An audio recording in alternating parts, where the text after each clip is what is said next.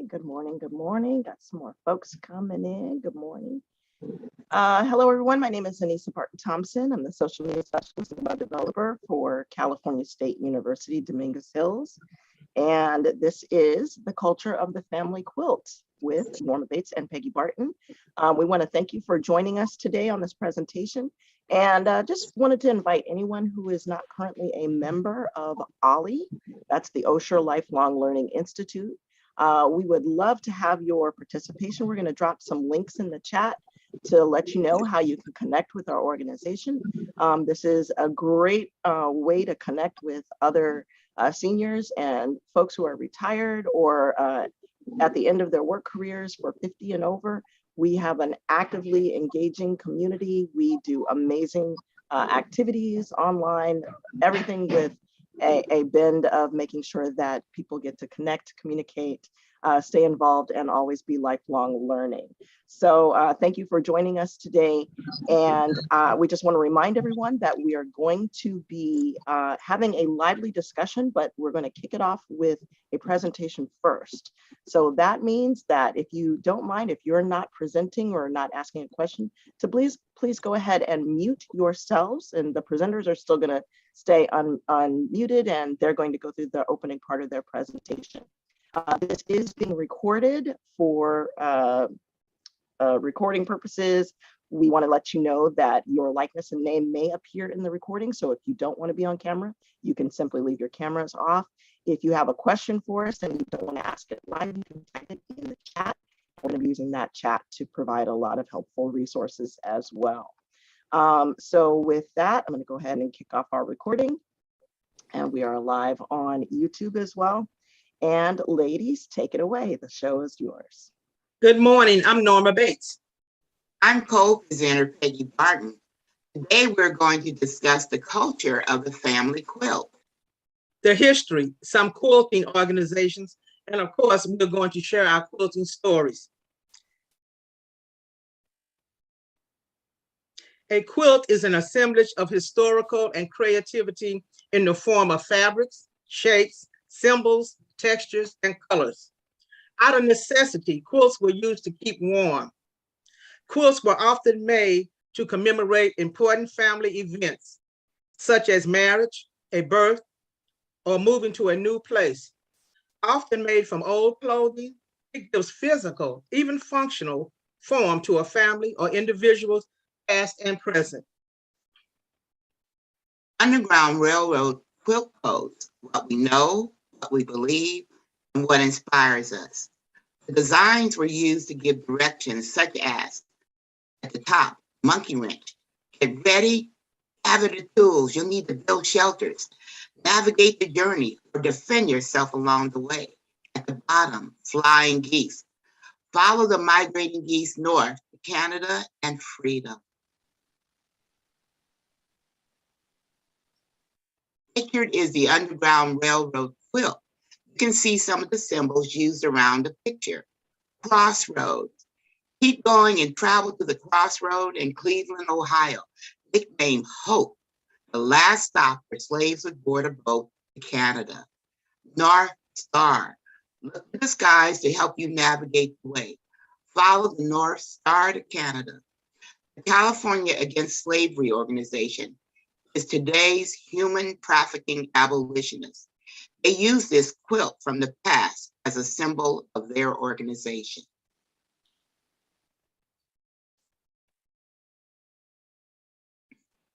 Here is my Underground Railroad quilt.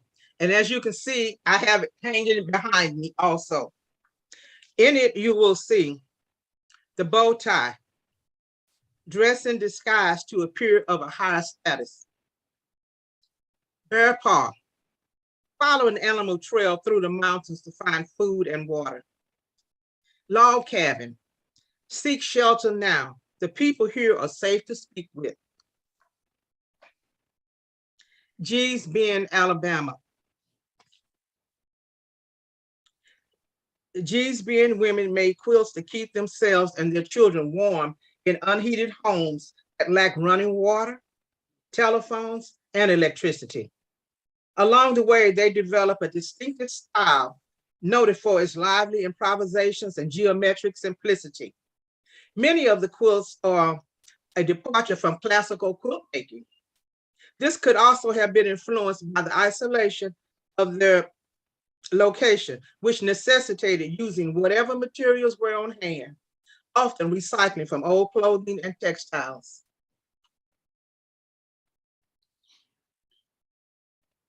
Gee's Bend residents did not participate in the Great Migration, during which over 6 million African Americans from the rural South journeyed to the cities of the North, Midwest, and West.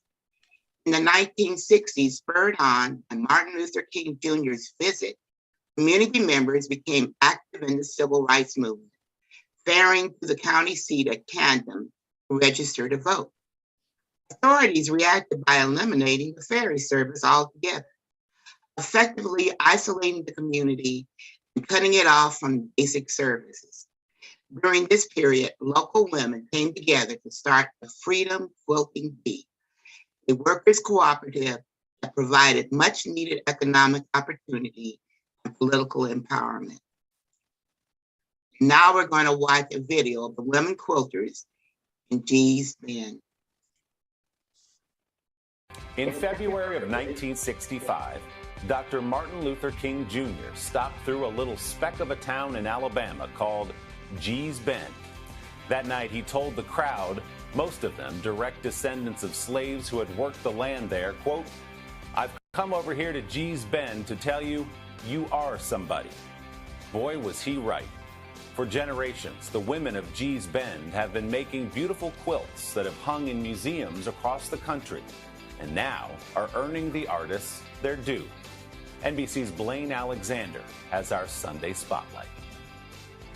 If you drive too fast, you could almost miss Gee's Bend, Alabama. There is just one main road. Population doesn't even hit 300. But it holds a tradition so sacred, it's woven into the very fabric of this former plantation. It's a fun thing having a bunch of us quilt together because we can talk about things. Here, quilting is basically a birthright. You're raised under the quilt first, because when you're young, after you start walking or whatever they tell you, get under that quilt because they're quilting. Mary Margaret Petway got the gift from her mother.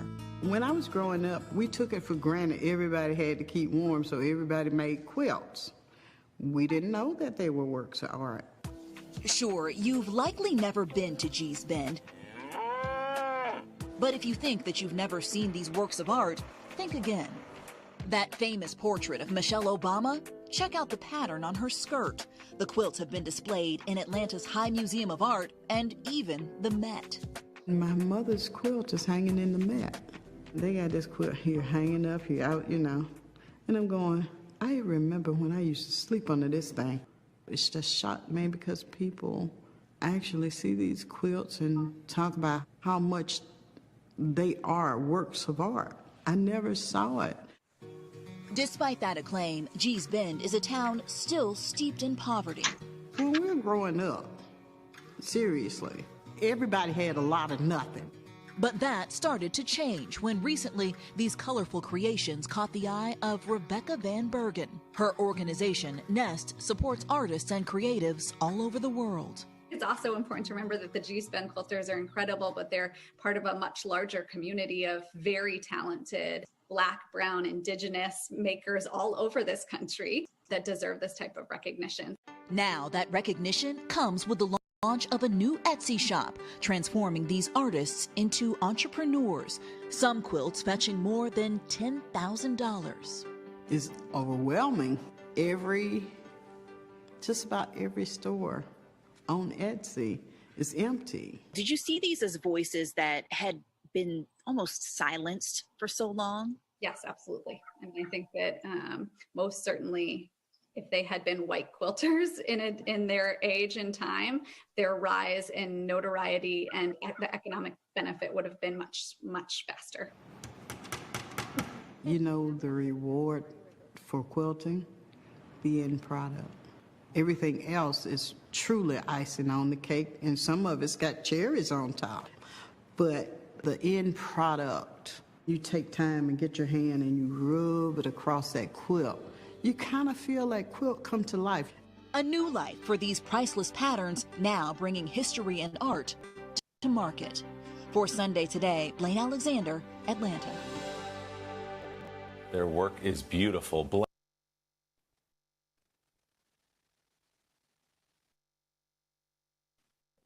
Why We Quilt. This is Duke University. It was important that we were a circle because we had this idea of participatory teaching and learning from each other. And we always thought about having equal voice and ears in the process, because in a circle, everybody is the same distance from the center. One time someone said to me, "Why are your quilts so sad?"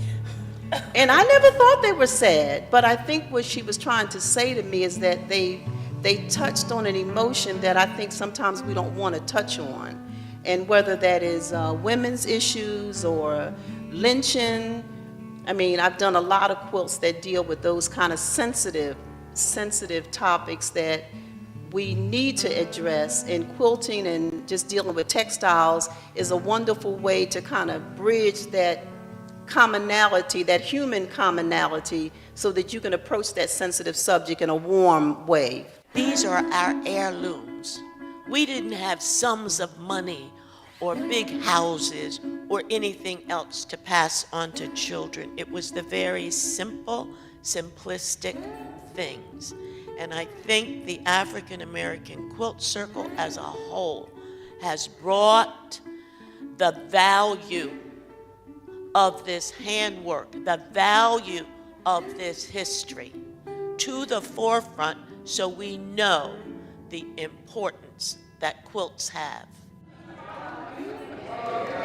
So I'm going to start off with a very basic question that my cousin, who's known me all his life, in my life, asked me. So why do you ladies quilt?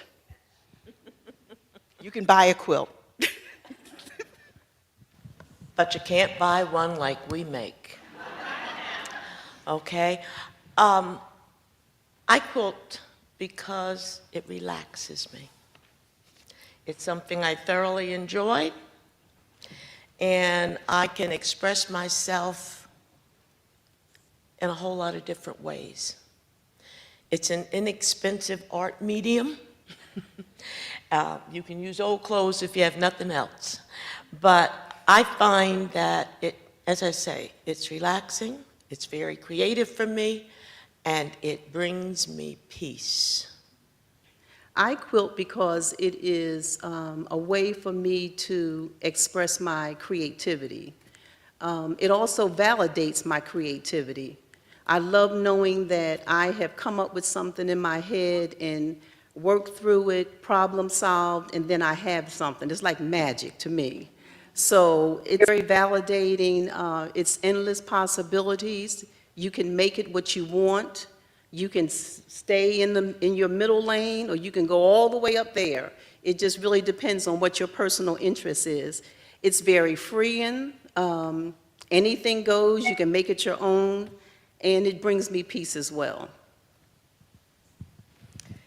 And I quilt because I like to solve problems as well.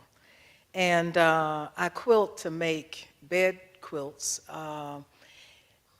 It's interesting for me because when I started quilting as a young girl, I quilted with my mother, and the whole purpose was to make bed covers for the winter.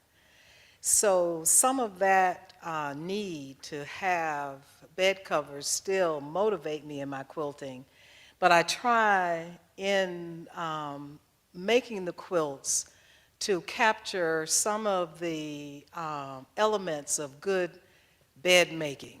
For example, my big mama used to have these chenille bedspreads, and they would always have a bouquet of flowers in the middle.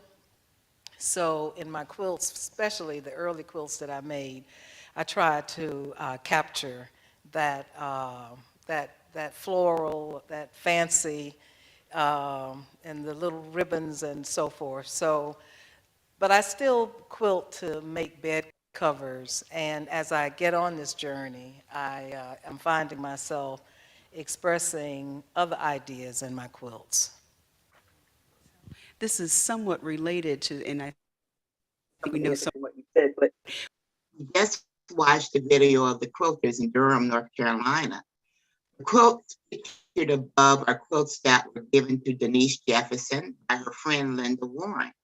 Now we're going to hear and share our stories. Our first presenter is our own Norma Bates. The Mama Said quilt was in memory of my mother, Ethel Stewart Thomas. Two of the things my mother would say: "Don't dispute my word," and "Do I look like Walking First National?" This memory quilt was made in honor of my maternal side, the Stewarts. In the corner is an example of some of the black and white photos that were used. As you can see, I have many family pictures in this quilt. It was raffled off at our family reunion in 2010 in Little Rock, Arkansas.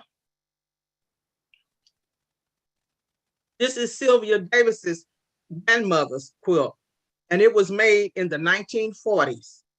In the middle is a chenille bedspread, a robe, and a feed set, plus balled up cotton comprised the batting in this quilt. Now we will hear from Ophelia Sanders, who will share her quilt and story. Hi, Mama's Old Clothes Quilt. Most of the quilt is made of old clothes that were worn out, so she would save the best part to make her quilts. She would put an old blanket in between the top and the bottom pieces, and then she would tack it with yarn. My mother made all her children a quilt. And now we will hear from Jamesetta Hammonds, who will share her quilts and her stories. My first quilt, Genesis 1. After completing the Southern California quilt run and visiting 39 quilt shops, I developed a passion for quilting. I began this quilt at New Moon Textiles in Pasadena, California on Friday, August the 15th, 2008. And it was completed on Friday, August 26th, 2008, with Ann Batiste as my instructor. I joined the African American Quilters of Los Angeles, AAQLA, in 2007. They host a quilt show every other year. One year, the theme was jazz. I titled this quilt, All That Jazz.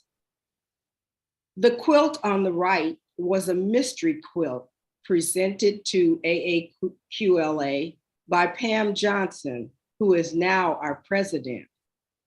I pieced this quilt in the spring of 2013, and Nadine Hageman quilted it. I called this quilt, Joy Comes in the Morning. Now we will hear from Ellen Brewer in Maryland, who will share her stories. I started this quilt after moving to Oklahoma City in the year 2000. I didn't know anyone there outside of my husband's family. I had to find something to do with my time. I saw an ad for a quilting class and decided to take the class. I made friends with some of the other quilters in the class. Later, we met another quilter and Skit who had been quilting for years and offered to teach us quilting in her home. She had a home with a room large enough to accommodate her long-arm quilting machine. This machine is used to quilt the top, the batting, and the backing of the quilt together. After several months learning the basics and so much more about quilting, one of the ladies asked me to take an outside class with her to make this double wedding ring quilt. As you can see from the drawing, it's a very complex and intricate pattern. This is a sample of what one ring looks like. Well, once we had started the class and had gone to a couple of lessons, the other quilter decided that it was too complicated for her and dropped the class. Well, after paying for the class, buying the fabrics, and already started to cut the pattern, I had too much invested to give up.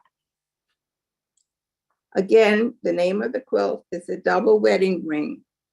We moved back to Maryland in 2014 with my quilt not completed. It had been quilted with the backing on the long arm machine by my teacher and good friend, Ann Skip. I still needed to add the final touch of putting the binding on it. Quilters have things called UFOs, meaning unfinished objects. This quilt was one of those objects. I presented the finished quilt to my son with his wife as a gift celebrating their marriage. I decided to make this quilt because of the name, I Have a Dream. I thought of Dr. Martin Luther King's speech where he mentioned children of different colors being able to play together. I decided to make the stars of many different colors to represent that portion of his dream. My husband and I were at the March on Washington in 1963 and heard Dr. King's speech. I will never forget that moment. This program came about because of a book that I suggested to my senior group at our church. The book is called The Invention of Wings by Sumont Kidd. The quilt is an important subject in the story. After discussing the book, it was suggested that we have a program exhibiting quilts. With the approval of our pastor, we asked members of the congregation to bring in their family quilts and tell the story about the quilts. We also invited other quilters to participate, which included an African-American quilter skill. As you can see, we had very good participation. It was well attended. We had quilts on both pew sides of the sanctuary, on the banister and on the upper level. We heard many inspirational stories, and the pastor suggested that we have the program the following year. Now we are going to watch a video about Bisa Butler, who is an American fiber artist.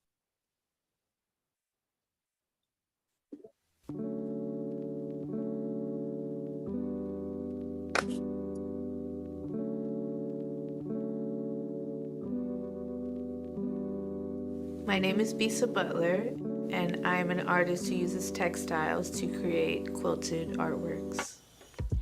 I would say that I was an artist from the very beginning.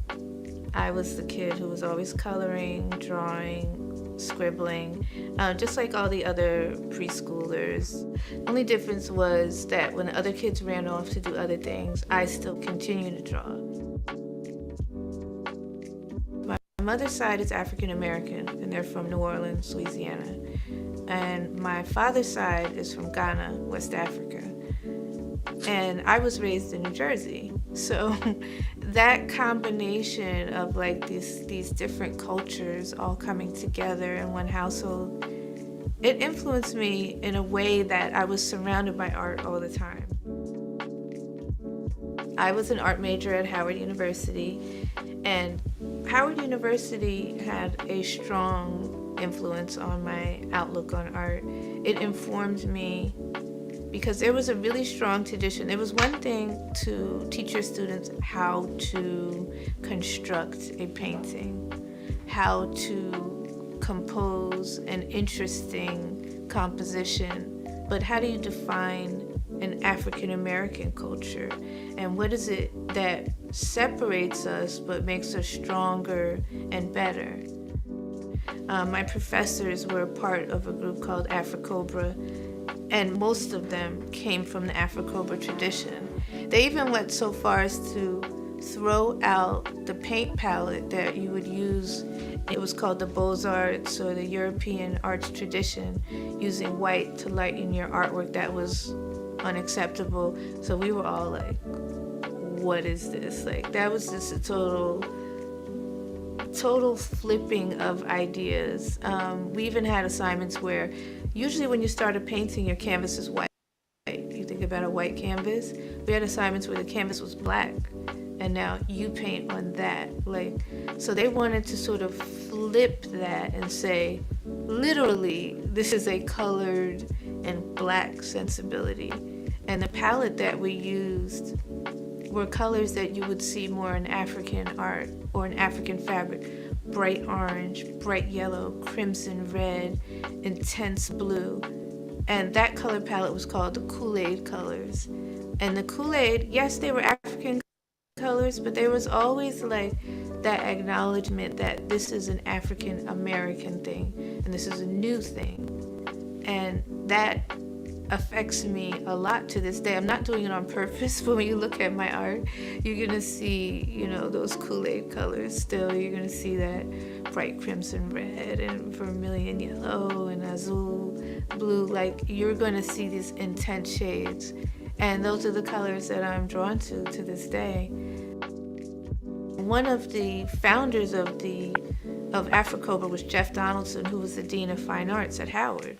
So he's taking his Afrocover sensibility and bringing it directly into fine arts. As the Dean, you're the one who sets the mission. And part of that mission was like, you have a responsibility to educate your people. You have a responsibility to have your people always be shown in a positive light. I still maintain that I never want my artwork to show my people in a bad light. We are people who've come a long way. We do struggle still. There's still a lot of social ills that are affecting my people. So I want to address that, but I also don't want this paternalistic view like, oh, poor them. I'm not interested in that. I'm more interested in seeing, look what we can do.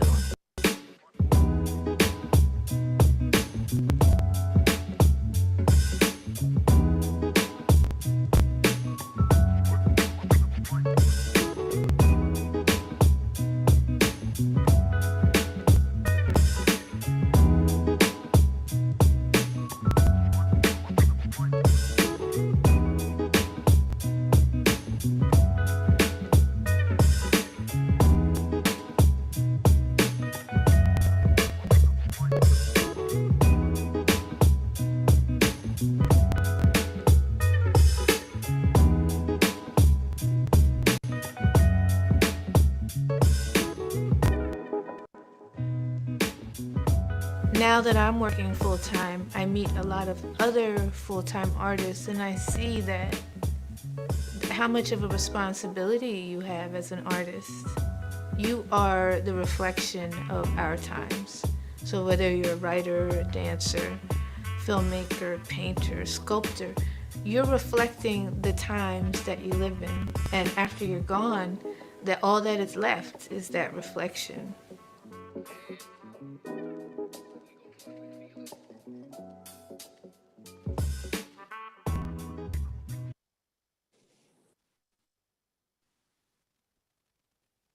Norma, what do you think?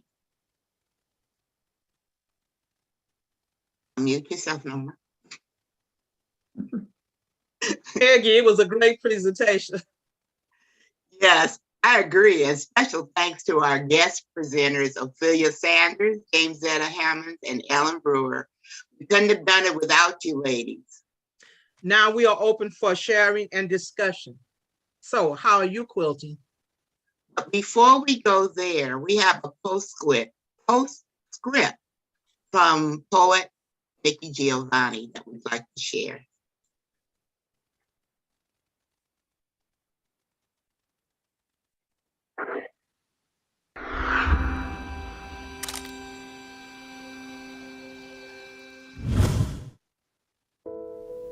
Quilts.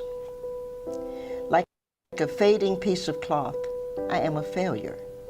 No longer do I cover tables filled with food and laughter. My seams are frayed, my hems falling, my strength no longer able to hold the hot and cold. I wish for those first days when, just woven, I could keep water from seeping through, repel stains with the tightness of my weave, dazzle the sunlight with my reflection. I grow old, though pleased with my memories. The tasks I can no longer complete are balanced by the love of the task gone past. I offer no apology, only this plea. When I am frayed and strained and drizzled at the end, please someone, cut a square and put me in a quilt that I might keep some child warm. And some old person with no one else to talk to will hear my whispers and cuddle near. I'm Nikki Giovanni.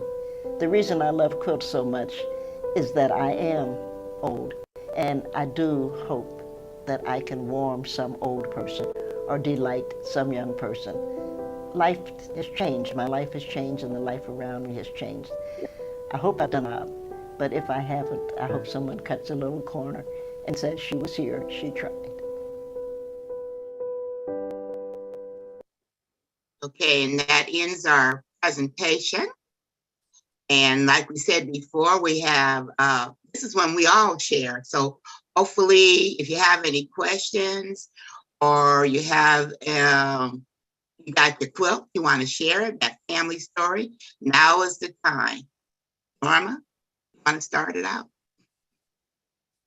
Well, I have so many stories, so I'm gonna let someone else do it. I just want to show my Underground Railroad quilt behind me. There. Beautiful. Oh, can you see that? Mm-hmm. Okay. Peggy, what about the quilt behind you? Oh, yes. The quilt behind me was a gift from a friend.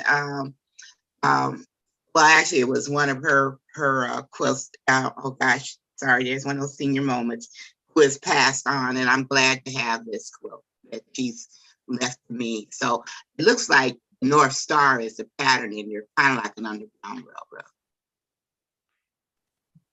And I have another one that my friend Ellen in Maryland gave me. It's I put it out every Christmas. It's a pattern. It says joy, and every Christmas she made this and gave this to me in 2004, and it's my Christmas tradition that I put this out every Christmas. Thank you, Ellen. Made I don't quilt, so anybody want to give me some more quilts? Here I am. Thank you. Go ahead, Judy. Okay. Hi there, everyone. I'm so glad to be a part of this. It brought back memories for me. A girlfriend's grandmother, which was 102 at the time, made a quilt for my son, who at that time was 4. Well, when he grew up and moved out, he says, Mom, you can keep the quilt. And, you know, I completely forgot about it. I have it packed up in a closet, but my goodness, I'm going to bring it down and I'm going to hang it on a wall. It's beautiful. It's a lot of different patterns and a lot of different styles, but it means a lot. Thank you for allowing me to share. Thank you, Judy. I see must Marcia say Bird. this, Peggy and Norman, you've done a magnificent job, and I thank you, thank you, thank you. Thank you, Judy. Go ahead, Marcia. Oh, hi, guys. Am I muted or can you hear me? You're good. Okay, so you can't see very well because behind me I have a quilt that my first cousin made. Can you guys see the little on the, what is that behind me? That's to the right of me or to the, can you guys see it? Yes. We can see it. It's like burgundy. Okay, so my first cousin, who is my mother's brother's daughter, made that quilt because my mother had 6 daughters and she calls the quilt Six Sisters. So she made that, and it's a little square for me and each one of my 5 sisters. And what happens is she asked us to give it to the oldest sister first, and then when she passed, the next and on down the line. And so one of my sisters was already passed when she made it. And so the two oldest ones have passed, and I'm the next oldest now. And so I have it, and I have instructed my daughters when I pass to pass it on and whatever. And so, because of Norma, I just started, I'm so excited because, Norma, those of you who know Norma knows that she does everything. She sews, she quilts, she everything. And so when you're a friend of Norma's and you talk to her regularly, she makes you feel lazy when you're not doing it. So last week, I joined a sewing class, and actually I'm 72. So you can imagine my hands are kind of arthritic, but at 1:30, I'm going to go to my sewing class because I'm going to make me a quilt. And after today, I'm going to make more than one after today. So thanks, Norma. Thanks, guys. Okay. Anyone else? A story to share? Yes, I have one. Oh, go ahead. I have a go ahead. We got you, Debbie, go ahead. Okay. I have a question, Norma. Do you use the machine that the young lady was using in the video? The long arm machine, no. First of all, I don't have any room for it.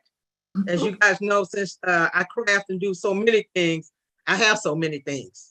So sewing is my first love. I've ventured into machine embroidery, so that's taking up more room. So no, I don't have a long arm. I do quilt on my domestic machine. Okay. All right. Thank you. In the video, the last video we were watching, she was actually sewing using a long arm machine. So you can see how big that is. Yeah. Paulette, go ahead.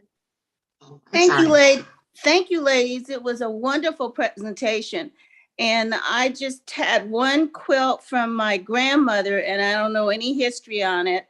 And I never learned to quilt. My mother didn't quilt. And I assumed that they were storytelling, but this was really great. I'm kind of thinking I might want to do one day. But a lot of work. I can see that's a lot of work. That's going to take a long time. But I really learned a lot with your presentation, and I appreciate the history of quilts. So I learned something new again today. Thank you. Yes, I have something to share. First of all, this presentation was outstanding, as all of your presentations are outstanding, but I learned so much about the quilting. My grandmother, who was 99 when she died, I have a quilt from her.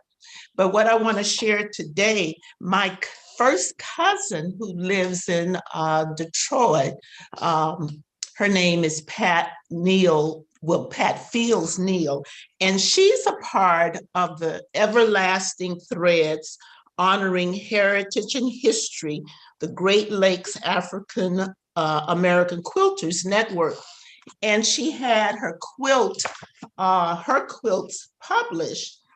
And this is her picture, Patricia Neal, and one of her quilts, Omega Man, and then two others that were presented, Summer, and this one, Circle of Africa.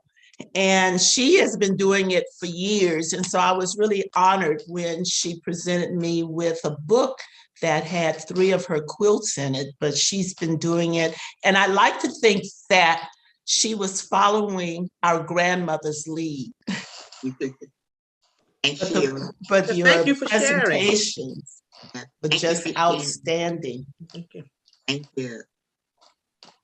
Do we have any more Go ahead, questions? Gwendolyn. Go ahead, Gwendolyn. For the quilters, I was just wondering, they mentioned sometimes quilting over blankets as opposed to batting. Do you guys have a preference on that, or do you do either one? I use batting. Yeah, I do too. I also use batting. Okay. I had talked to one person, they said it was easier to sew on the quilts, but that's why I was wondering. Yeah. Okay. I think looks like Ms. Shaw has a question. Unmute yourself, Ms. Shaw. Yes, hello everyone. I want to first of all thank all of you ladies for such an awesome presentation. It was just heartwarming. My question is, I have quilts from my grandmother and great-grandmother. Wow. And my question is there a way to gingerly clean or refurbish frayed quilts or quilts that have aged? I don't know if they should be washed, taken to the cleaners. What would be your suggestion? Well, you mentioned two things. You mentioned frayed and cleaning. Those two separate things. Okay. So as far as being frayed, they would need to be fixed first before I would wash it. Okay. Because if you wash it, it's going to fray more. You know, if you wash it first. Yes. Now, would have to actually see the quilt before determining how to fix it. Okay. Because you can't suggest fixing it with what they call, it's called like a wedding veil. You know what a wedding veil, like the netting? Yes. Can go over it to preserve what's there. Cool. Kind of I want to say iridescent or clear color. Okay. So we have to see it first. Okay, so after it's repaired, what is the best way to have it clean? Would it be washing or dry clean? Wash it. You wash it. Washing. Okay. They have special I want to say a detergent or a powder for quilts. Oh, okay, good to know. You can find it at any quilt shop. Okay. Thank you so very much. I think next would be Denise, and after Denise, Gwen, and then Rosetta. Denise? You're unmuted already. Oh, hi. I'd like to first thank everyone for the presentation. I thought it was extremely well done and learned a lot, and also loved Nikki Giovanni's poem. My husband comes from a long line of quilters. His mother and both his grandmothers and all of his aunts and uncles or aunts quilted quite a bit. So when my mother-in-law died, passed away, she loved to piece quilt. She had over 100 quilts pieced, but she hadn't completed the quilting of the actual blankets and stuff. So my sister-in-law, who has become an avid quilter, has taken upon herself to both finish some of her mother's quilts as well as to quilt her own quilt. I wanted to share with you just one quilt that she was nice enough to give my family, and this is one of my sister-in-law's quilts. Beautiful. That's beautiful. Yes. I love that. And it's got an animal print on the back, a kind of a zebra print as well on the back.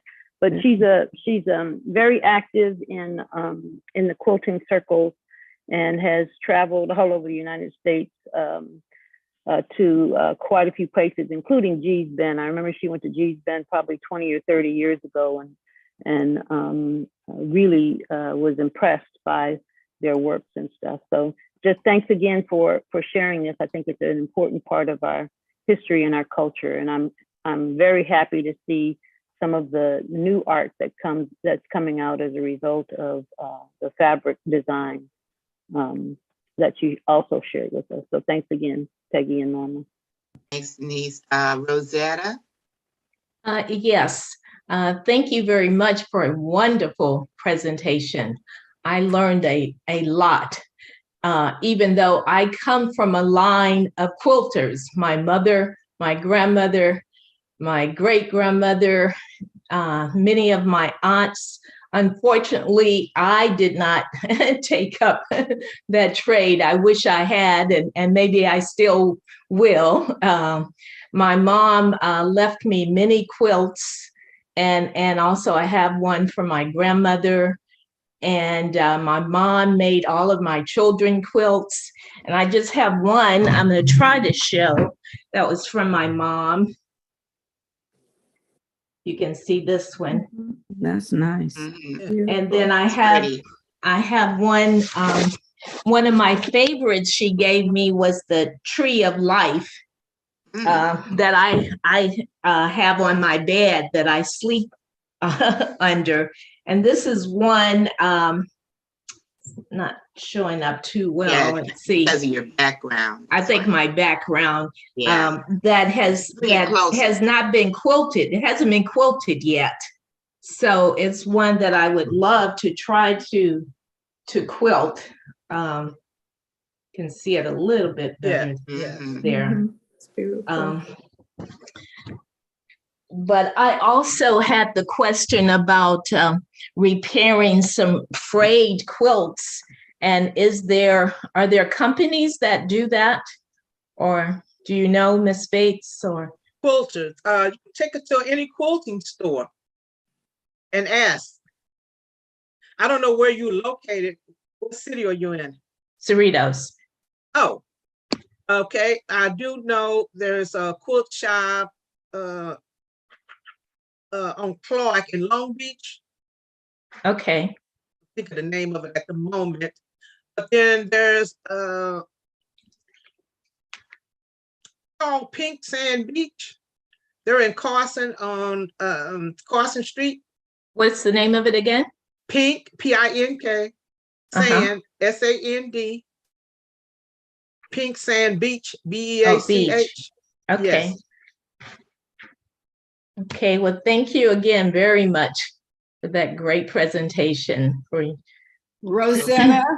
Yes. There is a member of AAQLA who was presented with a quilt to repair, and she actually duplicated the quilt, Linda Curry, and she had a shop, one of a kind. And if you contact me, I will put you in contact with her to see if she's still able to do that work. Okay, very good. Thank you very much. I think next is Pearlie. Unmute, Pearlie. Yes, thank you guys. That was a really great presentation, and it brings back memories. I don't ever remember my mother in my family quilting, but of course they knew about the quilting culture. Maybe her mother did it. But my memory of quilting was when I was a little girl. My best friend lived 2 doors down. We were maybe about 10 years old or so, maybe younger. And we'd be running in and out. And there was this house 2 doors down. Her auntie would quilt, and they would always have a room in the back room, and they would always they called them a quilting bee. And they said, you guys be quiet, there's a quilting bee going on. But they would have a quilting bee. The men would gather in one room, they would drink beer or whatever, the drinking men. And the women would sit around in a circle, just like you said, and they would be quilting. My mother-in-law, my ex-mother-in-law was a quilter. And I wanted to comment that it's really wonderful, these beautiful symmetrical quilts that are here. The quilts that I remember, she had plenty of them. We had some, but I guess we didn't value them enough, and it just got lost somewhere. My sister-in-law got some, my ex-sister-in-law. But nevertheless, they weren't symmetrical like that. They would have the borders because they were just scraps. And they would just make various quilts, and that was a source of warmth. It's almost like you had to make them. They were the practical, the quilting. So, but they weren't as symmetrical. There were some that were more talented than others that I've seen that could make them. They look better. They just not look better, but just the visual presentation of them was better. But at that time, I don't recall them being so beautiful as now. I guess we have the technology now to help make them more beautiful. But they would actually sew every last one, and they had the needles. They would all sit around, and they would be invited to join the quilting bee, and everybody would help out. But it brings back memories, and I think it's a great thing to keep alive. It's a great thing. Thank you. Thanks, Pearlie. Elaine and then Rosetta. Elaine? Hello. Okay.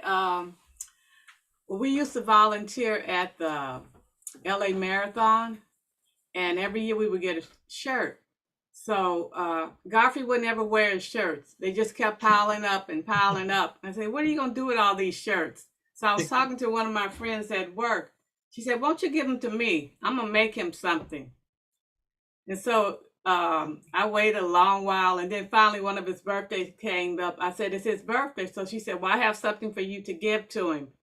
and she made him this quilt with all the shirts from, it goes back to the 80s to the early 2000s. It's on both sides. And yeah, we used to be a volunteer at the marathon, and we'd go there every year.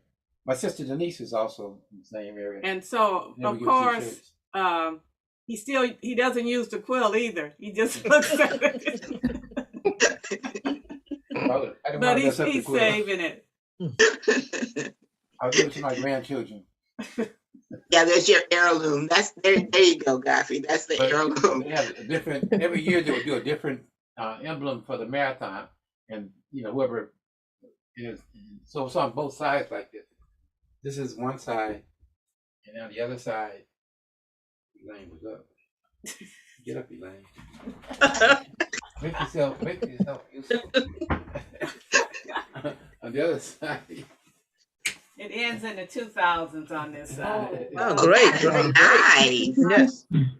Very nice. So you can hang it. Could you hang it like a wall hanging? Probably. If we had enough wall space. Okay, yeah, I can see the problem. Thanks, Elaine and Godfrey. Rosetta? Oh, I just wanted to add, speaking of the quilting bee, that I have this early memory. I guess I was 4 or 5, but I stayed with my grandmother. And so she had her friends over, and they quilted every week, and in the circle of quilting, and I was a part of that. I was just sitting there. I still don't know why I didn't take up quilting, because that started at a very early age. It's never too late. Never too late. Nita's had her hand up for a while, so Nita. Oh, sorry, Rosetta, were you finished? Yes. Okay, Nita. Hi, my name is Nita. I'm from Los Angeles, and all of you are ladies. However, my husband was the quilter, and he took up quilting, and I guess we went to Hawaii. He always sewed, but then he decided he wanted to quilt. And in 3 years, he made 74 quilts. Wow. And he gave them all away. Wow. Unfortunately, he died 3 years ago, and he had requested that all of his quilts be displayed at the repast. And so we, conjured up all these folks, most of them that we could, and we got about 36 of them. And they were displayed at the repast, because none of the people who received the quilts had seen anyone else's quilts. And it was just a joy and a pleasure for each one of them to see the quilts that he had done. We also went to G's Bend several years ago, about 8 or 9 years ago. And about 4 of the ladies that were shown in the video, we met them while we were there. Mm. And we went on the pretense that the lady that told us about it, we were at F&S Fabric on Pico, and she said, if you go there, they'll let you sew a piece that will be put in a quilt. And so we went, and we found the lady, and we were looking, and I said, so can we participate? My husband is a quilter. And she said, oh no. So my husband was like, oh, okay. So we walked around, but I was amazed that most of their stuff started at like 3,000, 4,000 or 5,000, and they were getting orders from all over the world. And they were just there on this island, just quilting, and it is a very, very poor place, but they are doing magnificent work there. And I just wanted to share that. One of my husband's latest pieces I have hanging on the wall in the living room, so I can't show it to you. But he did a magnificent, it was called The Punk Lady.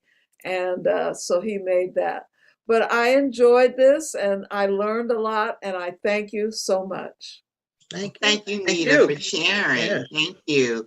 Nita, real quick question. Since you went to Bees Gen, they're making all of this money off of the quilts. Do you see that in their living condition now? No, I didn't. This was about 6 or 7 years ago. Mm-hmm. It's a very poor island. There are less than 300 people that live there. There's one way in and one way out. the main thing that they had was a kitchen that they used to provide meals for the people who were sick and shut in. And then there was another building that was about a half-mile down the road where all the quilting and all the quilt displays were, and that's where they did their orders and everything. So, but no, I did not see, and we were near Christmas when we went. And so there's a ferry that you have to take in order to get there.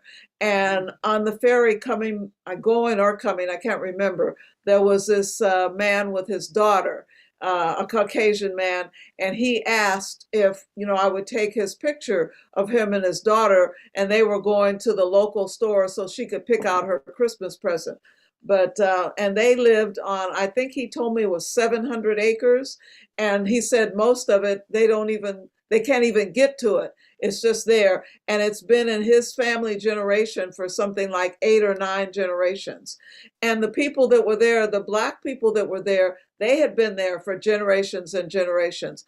But the younger ones were leaving because there's the school that's on the island is they had to go off the island to go to school. So they're still segregated. There's a Black school and a white school. And we went to the Black school. And like I said, this was just 6 years ago. I mean, maybe 5, I don't know. And I was just appalled at that. It was just, it's different. But Gee's Ben was honored because they went to Washington, D.C. I don't know if you're aware of that. Yeah. So they didn't mention that in the piece, but yeah, the ladies are there thriving. They're alive and well, and they have gardens in their backyard, and I'm a gardener. So, I was really enlightened to see that and what they were growing and all that they were doing. The lady who was working in the kitchen, she had 3 children, and all 3 of them had moved off the island. And one of them was working for Social Security. Another one was teaching at the university, but none of them, were on the island because there's nothing there to do. Mm. Okay, Nita, that was such good information. And for everybody on here, I did put a resource sheet that we'll have in the chat line that you can click on and save. And then I also have a copy of the Nikki Giovanni coin that you can save, because everybody isn't going to win right, Norma? That's so correct. So we wanted to have something for you. So my daughter's put the handout in the chat line that you can click and download to your own computer. And I believe it's both time for our resources. Just so you know, it's both the resources and the poem together in one document. Okay, so it's both together, and you can click on it and download it to your own computer. And the resource sheet also includes a PBS special that was done by about the beach in Alabama, Alabama, and the quilters. And it's about an hour long, so it gives more information because I'm totally fascinated with the area. So anyway, you can have that on your own computer. And Norma, okay, I will be giving away 2 quilts. One is a throw and one is a little bigger than a throw. So the first one, I hope you are an Olli member to be able. This is the first quilt. See if I can push this back just a little bit. Spotlight me, please. See what they're. Wow. This is the first one. Oh, that's pretty. It's a throw. Very nice. And it's a throw. Okay, let me throw it.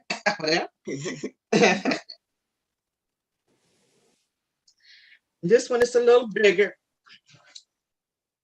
See if I can get it right. Wow. I can get it. Beautiful. That's beautiful. Lovely. It's a little different, bigger. Do you have a name for it? Pardon? You have a name for it? I call it Sunshine. I don't. This one is a small version of the Underground Railroad. This one. Yeah, I kind of. But this one, I don't remember the name. I'm calling it Sunshine. How about that? Hey, whoever gets it can call it whatever they want. I can't remember the name. You make them. Thank you. Okay, so I have one name to put in the wheel that I know of, and that's Judy Calvin. So I'm going to share my screen and I'm going to Yes. spin the wheel. And the first Go right name that ahead. comes up, I'll give that person a choice. Put Judy Calvin in the wheel. Okay, put it in the wheel. I'm getting ready to. So, Thank you. Nissa, you give me the ability to share my screen? You can go right ahead. Okay.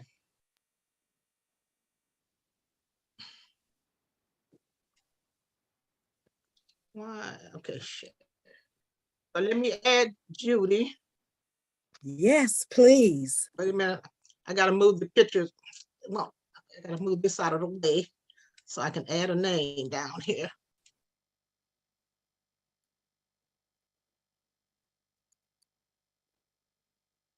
I thought I was typing. What happened? Okay. What happened? I froze for some reason. Why did I freeze? Okay, wait a minute. Stop. Okay. There Wait a goes. minute. You're good. I know. I froze for some reason. Let me back that up. We see it spinning right now. I know, but I got to get that J off of Peggy. Okay. Judy, sorry, I got a lowercase. We're going to go with it. Okay, getting ready to spin. I'm going to do a sort. I'm going to shuffle. And I'm going to spin.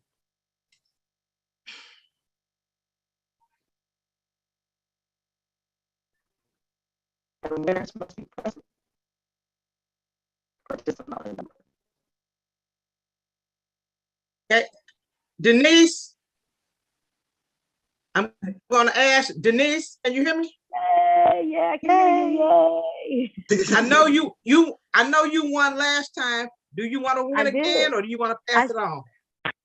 I want to win. I love you. You want to win? Okay. Which one do you want? Smaller one. Okay. This one. I want that. This one. Okay. Yes. I'll drop it off at, I'll drop it off at. Yeah, I got you. Okay, so Thank let me you so remove much. your name. Her name off of Okay. there. It's off. So let me spin again. I'm gonna shuffle again. Do a bunch of shuffles. And there we go.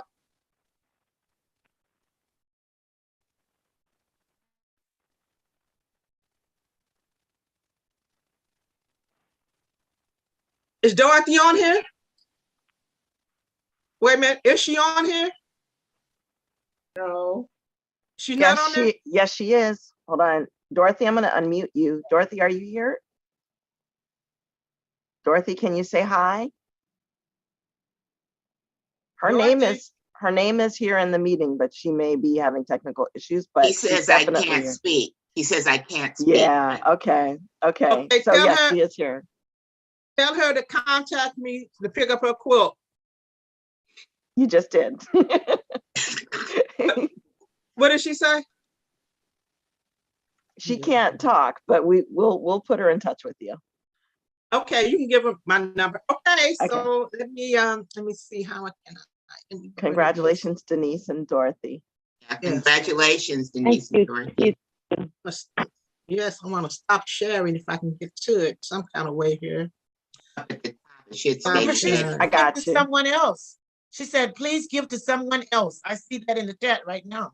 Oh, yes, really? she does. Oh, boy, I hope I didn't get rid of my wheel. Oh, can you just go back to your last one? Well, I know, but wait a minute. I gotta move. I have to move these pictures out of the way. Okay, there we go. Now wait a minute. Let me go back to the new share. Norma, you're still sharing. If you want to just hit Control Shift and T on your Okay, keyboard. wait a minute. Control Shift and T. And T. Mm-hmm. Okay, let me see.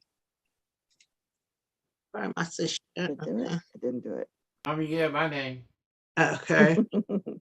Well, He you know, figured you gonna take Denise's. You know how you do. How about my name to the wheel? let me get rid of that. Okay. And now let me go back to here.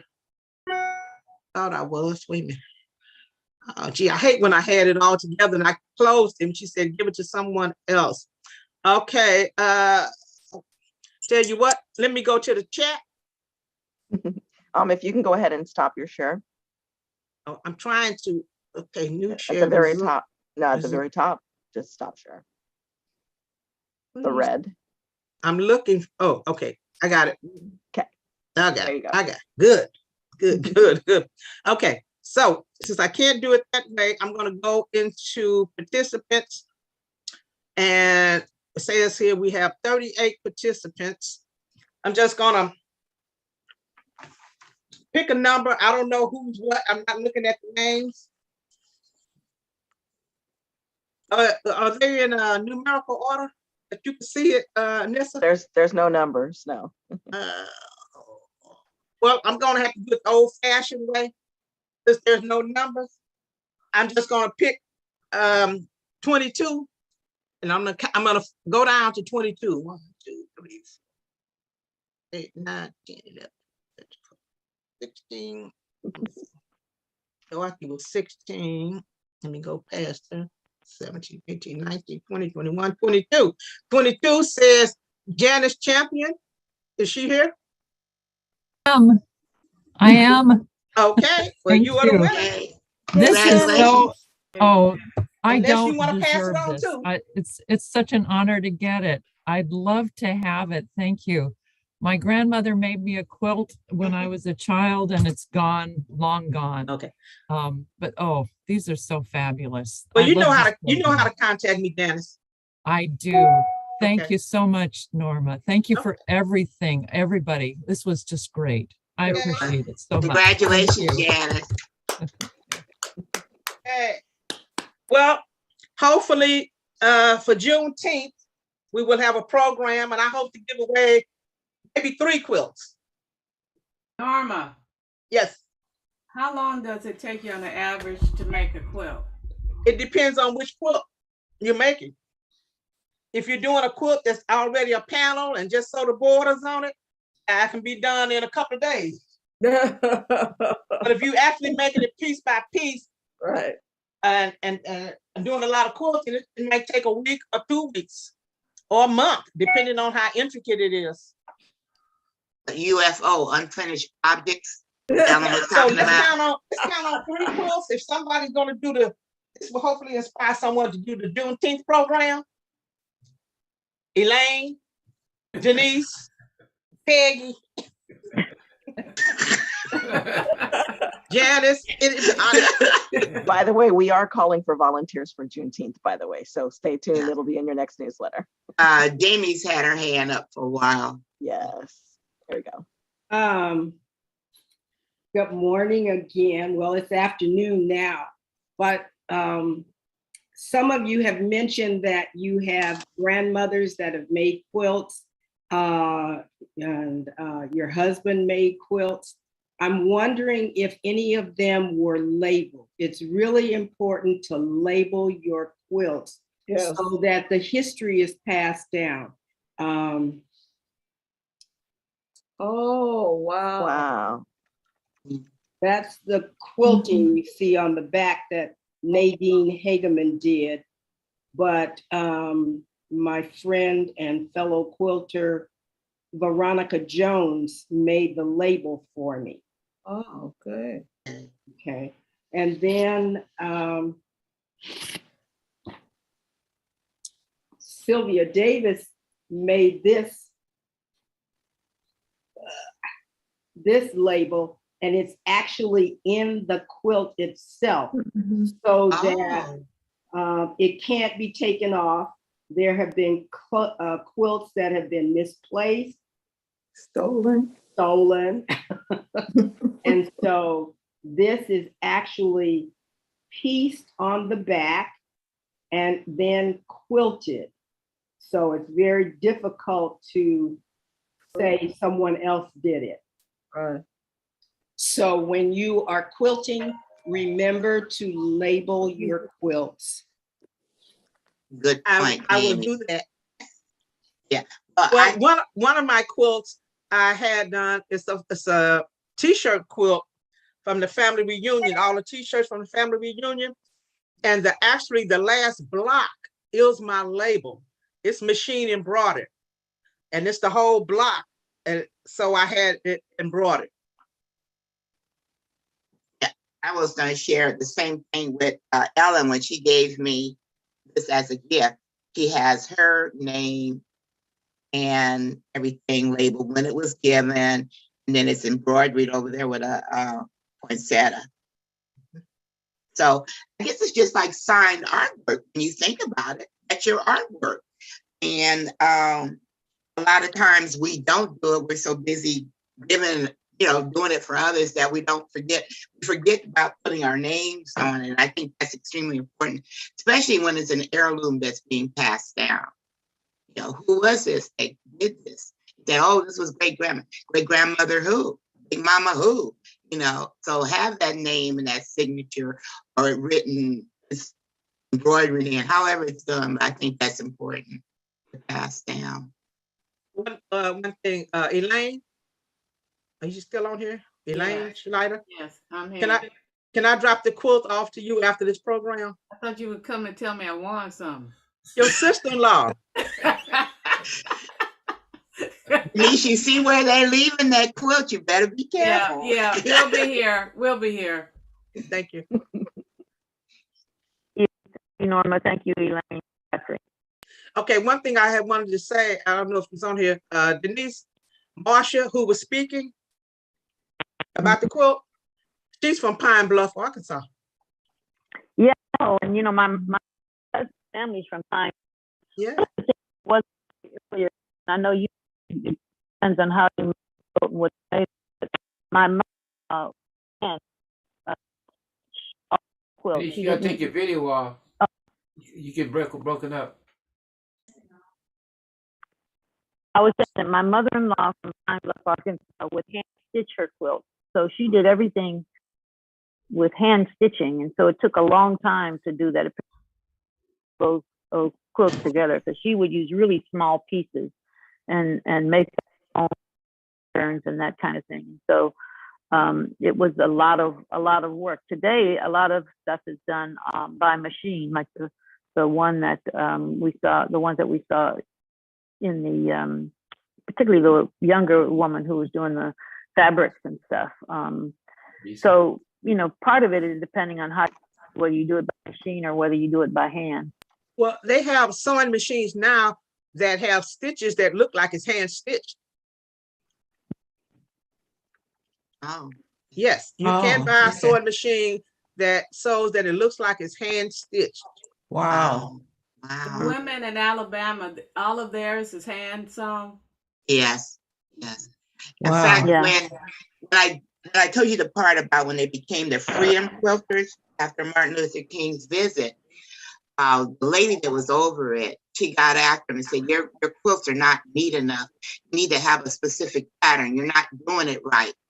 And they would give them the patterns, but that was not the way they were used to doing it. Mm-hmm. There was more freedom in the style and how they sewed the materials together. And so they weren't happy about, so that freedom quilter thing kind of died out because the woman who was leading the process was not doing it the way that they had traditionally. And so now their quilts who are, doing it their own way, you see them in these museums all over the country. You do, yeah. And plus Michelle Obama's dress, Yeah. Yeah. I have a comment. This is not about quilting, but I heard twice the name of a little town, Pine Bluff. I've heard it twice and just wanted to, and I hadn't heard the word Pine Bluff in a long time, but I have family that's from Pine Bluff, last name Fields. Just throwing that out. You never know about connections. Yeah. Any Fields out there? Any Fields calling Fields from Pine Bluff, Arkansas? Please raise your hand. Is that Sheila? Yes. Yeah. Well, Sheila, I am a genealogist, so I do have relatives down that way. So. Oh, okay. Yeah, and Pine Bluff was near a little place in Louisiana called Lilly, Louisiana. So, but anyway, My Never ears heard. perked up when I heard Pine Bluff. Yeah, my husband was raised in Pine Bluff, and so we have quite a few Ollie members actually from Pine Bluff. Oh my to it. goodness. Yeah. Wow. So Pine. I have Veals with a V, right? Veals? No, Fields. Fields. Okay, Fields. Thank you. I can. Okay. All right, Jamie, you had something else to share? Yes, I'm a member of Brown Quilters Educate and Create.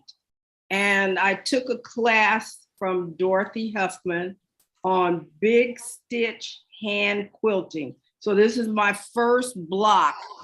Oh, that's All right. beautiful. That's neat. They keep those straight lines. Wow. Wow.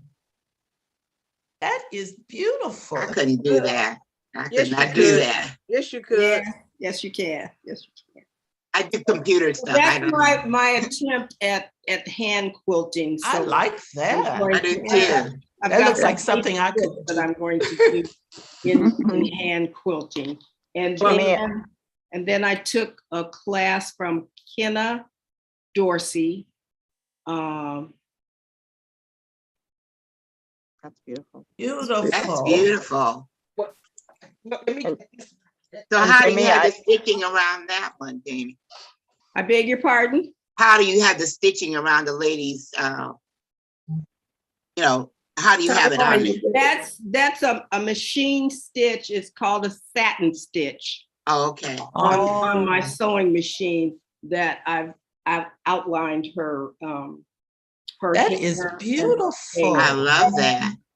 You should frame that. Or you should give that to your long-term friend, Peggy Barton, who we've known since we were 12 years old. Jamie, I did drop in a link in the chat for the Facebook group for Brown Quilters Create and Educate. So Okay. Thank you. Elaine and Godfrey, and then Denise. Yeah, I have a question. When you say you make a family reunion quilt and you wanted pictures of people in your family, can you? How would you do that? Would you do like a silk screen first, and then from that make the quilt, or how do you actually make pictures of people? I printed the pictures on fabric. On fabric? You do it with I a printed silk on screen? fabric and made my blocks from that. Okay. And you made it. You put it on fabric with a silk screen or something? No, I actually use my computer. Oh yeah. And my printer. Oh yeah. Oh, okay. Yes. All right. They have fabric that you can print on. You can buy the fabric on a roll or individual sheets. Actual fabric. Okay. My husband did it with the iron, and he did an iron on, and he actually did pictures. Our son was in the Air Force, and he was a Chief Master Sergeant, and so he took those pictures, and then it's an iron on, something that he bought, and ironed it onto the fabric, and then made it into the quilt. Yeah, you could do it both ways. And I want to show something for the men. Genesis. Don't think I left my husband out. I have not left him out. I know we always talk. Okay, let me see. It's big. Nice. Oh, Lakers. Yes. Oh. Okay. Nice. Oh, nice. It's big. It's really big. Nice. Beautiful. That's gorgeous, Norma. Wow. Basketball. Oh, wow. And he also has a Raiders. Okay. And I don't forget the men. Also.